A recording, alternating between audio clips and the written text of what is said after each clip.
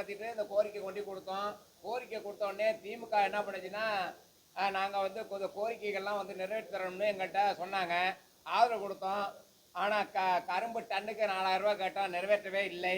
நெல்லுக்கு 3000 ரூபா கேட்டோம், 2500 ரூபா நிறைவேற்றினாங்க. அதை கடைசி வருஷம் தான் 2540 ரூபா கொடுத்தாங்க.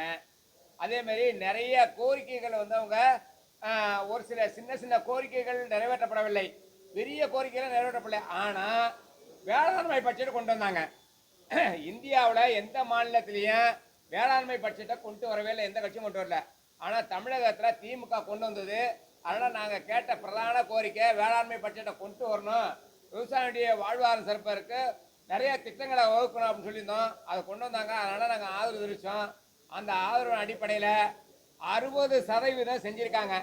40% வந்து செய்யலைங்கிறது தான் இங்கே இருக்க ஒட்டுமொத்த விவசாயியுடைய கோரிக்கையாக இருக்குது. அந்த கோரிக்கையை நிறைவேற்றி தரணும் அப்படிங்கிறது தான். இதே மாதிரி 2019க்கு முன்னாடி ஆட்சி செஞ்சாங்க அதிமுக. அவங்களும் வந்து நாங்கள் வச்ச கோரிக்கை வந்து நிறைவேற்றவே இல்லை. அவங்க வேளாண்மை பட்ஜெட்டை வந்து கொண்டு வரணும்னு சொன்னோம். அப்போ அவங்க வேளாண்மை பட்ஜெட் கொண்டு வரல, அதிமுக கொண்டு வரல. அதனால் ஆதரவு தெரிவிக்காமல் யார் கொண்டு வராங்களோ அவங்களுக்கு நாங்கள் வந்து ஆதரவு தெரிவித்தோம். இந்த எலெக்ஷனில் எங்களுக்கு வேளாண்மை பட்ஜெட்டு முக்கியம்.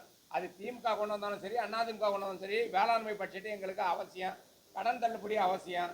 எங்களுடைய 10 அம்ச கோரிக்கைகளை யார் நிறைவேற்றுகிறாங்களோ அவங்களுக்கு எங்களுடைய ஆதரவு இருக்கும் அப்படிங்கிறத வந்து இந்த கூட்டத்தின் வாயிலாக நாங்கள் தெரிவித்துக் கொள்கிறோம்.